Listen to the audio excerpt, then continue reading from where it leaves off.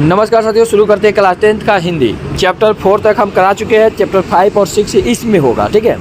और ये revision class है। आपको पहले मैं बता दूं कि ये रिवीजन क्लास है, ठीक है। और सबसे पहली का बात कि आपको तो हिंदी यादें होगा, और हिंदी जब याद होगा तो थोड़ा हम लोग तेज़ी में इसको करते हैं, ठीक है। और लेकिन ससुराल तो लोग भागेगा नहीं, याद रखना है, भागना नहीं है। देखना है कि कौन कौन क्वेश्चन आने वाला है। जो क्वेश्चन आने वाला है उसी का हम लोग थोड़ा सा देख लेते हैं रिवीजन। मान लो ना इसमें गेस क्वेश्चन सिर्फ जो है ना वही आने वाला है। तो पहली का बात कि यहाँ पर 5 नंबर चैप्टर हम लोग शुरू करते हैं, ठीक है। तो यहाँ पर ये वाला क्वेश्चन बहुत इंपॉर्टेंट बनता है। देवनागरी लिपि में कौन कौन सी भाषाएं लिखी जाती है, याद रखना इंपॉर्टेंट क्वेश्चन बन जाएगा इस साल के लिए, ठीक है।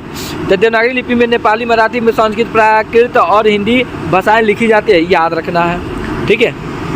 उसके बाद यहाँ पर ये क्वेश्चन भी आपके लिए इंपॉर्टेंट बन जाएगा। नागरी लिपि के आरंभिक लेख कहाँ से प्राप्त होते हैं। तो विद्वानों के अनुसार नागरी लिपि के आरंभिक लेख विंध्य पर्वत के नीचे के दक्कन प्रदेश से क्या होता है, प्राप्त होता है, ठीक है। उसके बाद है ये वाला क्वेश्चन बहुत बार पूछा जा चुका है। ये वाला जो 4 नंबर आपको क्वेश्चन जो दिख रहा है ये बहुत बार पूछा जा चुका है कि नागरी लिपि कब एक सार्वदेशिक लिपि थी।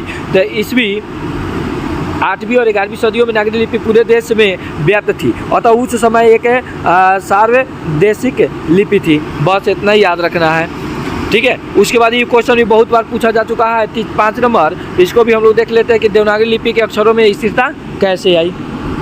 देखिए, करीब 2 सदी पहले पहली बार देवनागरी लिपि के टाइप बने और इसमें पुस्तकें छपने लगी। इस प्रकार देवनागरी लिपि के अक्षरों में क्या हुई, स्थिरता आई थी, ठीक है। बहुत बढ़िया, आगे बढ़ जाओ रे बबुआ। अरे हाय देख, गुर्जर प्रतिहार कौन था।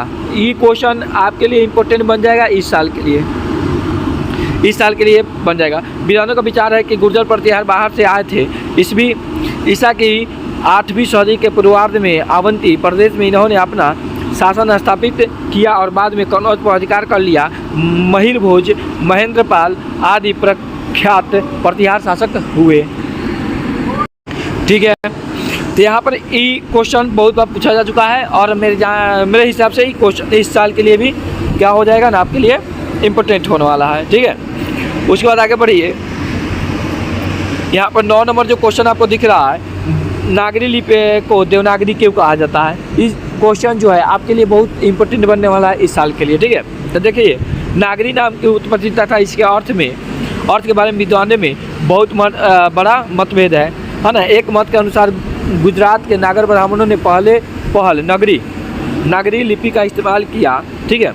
इसका नाम नागरी पड़ा। एक दूसरे के मत के अनुसार बाकी नगर सिर्फ नगर है, परंतु काशी देवनगर है, इसलिए काशी में प्रयुक्त लिपि का नाम क्या पड़ गया, देवनागरी पड़ गया, ठीक है। चलिए आगे बढ़िए। नागरी लिपि के साथ साथ किसका जन्म हुआ हटाइए उसको। चलिए, यहाँ तक जो था 5 पार्ट में जो भी इम्पोर्टेंट क्वेश्चन थे, आने वाले क्वेश्चन थे, वो हो गया। अब देखते हैं पार्ट 6 में बहादुर। ये अब आपको बताना है कि पार्ट 6 जो है बहादुर के लेखक कौन है, और उनका जन्म कब हुआ। आपको कमेंट बॉक्स में उसका आंसर देना है। तो शुरू करते हैं और बढ़ते हैं, ठीक है। क्वेश्चन ई तब पहले के क्वेश्चन जो है इम्पोर्टेंट है क्योंकि बहुत बार क्वेश्चन पूछा जा चुका है, ठीक है। तो यहाँ पर देख लेते हैं कि अपने शब्दों में पहली बार दिखे बहादुर का क्या कर दीजिए, वर्णन कर लीजिए। तो पहली बार दिखे बहादुर का उम्र 12-13 वर्ष थी। उसका रंग गोरा, मुँह चपटा है, शरीर ठिगना चगाटा था। वह सफ़ेद नेकर, आधी बाह, सफ़ेद कमीज और भूरे रंग का पुराना जूता पहना हुआ था। बस इतना याद रखना है। आगे बढ़ जा रे बाबूगा रे ससुरा, भाग ये मत है देख। और सब भाई सब लिख लिए, ठीक बा। चलो, हाई क्वेश्चन इस साल के लिए आपके लिए इम्पोर्टेंट बन जाएगा 4 नंबर कि बहादुर के नाम से दिल के उड़ा दिया गया क्योंकि उसका पूरा नाम दिल बहादुर था। ये क्वेश्चन नंबर 1 नंबर हम पूछता है कि ना बहादुर का पूरा नाम क्या था, दिल बहादुर था। तो प्रथम बार पूछे जाने पर बहादुर ने अपना नाम दिल बहादुर बताया था, ठीक है। यहाँ दिल शब्द का अभिप्राय भावात्मक परिवेश में है, ठीक है। बहादुर को उदारता से दूर रहकर मन और मस्तिष्क से केवल अपने घर के कार्यों में लीन रहने का उपदेश दिया गया।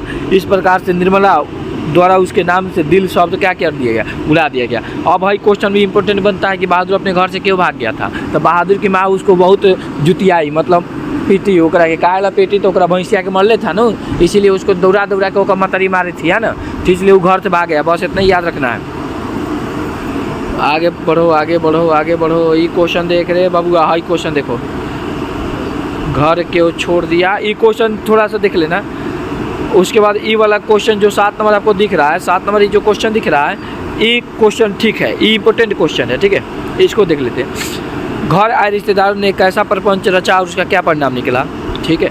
घर आए लेखक रिश्तेदारों ने, है ना, गैर रिश्तेदारों ने अपनी झूठी प्रतिष्ठा कायम रखने के लिए रुपए चोरी का क्या कहते हैं, उसके ऊपर क्या इल्ज़ाम लगा दिया सब, किसके ऊपर, तब बहादुर के ऊपर, ठीक है। बहादुर को चोरी दोषारोपण किया गया। इस आरोप से बहादुर को पिटाई लगी। रिश्तेदार के प्रपंच के चलते लेखक के घर का काम बहादुर करने वाला बहादुर जाने की घटना घटी और घर अस्त व्यस्त हो गया। बहादुर उसके घर को छोड़ के क्या कर गया, चला गया, ठीक है। क्वेश्चन पूछा जा चुका है यहाँ पर। ये क्वेश्चन देख लीजिए 9 नंबर, बहादुर पर चोरी का आरोप क्यों लगाया जाता है, इस पर आरोप का असर क्या पड़ता है। तो रिश्तेदार ने न सोचा कि नौकर पर आरोप लगाने से लोगों को लगेगा कि ऐसा हो सकता है। बहादुर इस आरोप से दुखी होता है और उसके बाद क्या होता है, वो भाग जाता है वहाँ से। निर्मला को बहादुर के चले जाने पर किस बात का अफसोस हुआ। ये क्वेश्चन इंपॉर्टेंट आएगा सर, इस साल आएगा, ये इंपॉर्टेंट हो गया आपके लिए। जब इस तरह की सच्चाई का आभास हुआ और यह बात समझ में आई कि बहादुर निर्दोष था, है ना, तब निर्मला को पश्चाताप हुआ, है ना। वह यह सोचकर अफसोस कर रही थी कि वो बिना कुछ बताए, बिना कुछ लिए, है ना, क्यों घर छोड़ के चला गया, ठीक है। बस इतना याद रखना है। आगे हाँ, ये वाला क्वेश्चन जो 14 नंबर क्वेश्चन है, ठीक है। काम धाम के बाद रात को अपने बिस्तर पर गए बहादुर का लेखक किन शब्दों में चित्रण करता है। ये क्वेश्चन बहुत बार पूछा जा चुका है सर, इसको देख लीजिए। रात को काम धाम करने के बाद वो भीतर बरामदे में एक टूटी हुई बसखट, मतलब क्या होता है ना, बांस के थी, खटिया बोलते हैं, पर अपना बिस्तर बिछाता था। वह बिस्तरे पर बैठ जाता था और अपनी जेब से कपड़े की एक, है ना, गोल सी नेपाली टोपी निकाल कर पहन लेता, जो बाईं ओर काफ़ी झुकी रहती थी।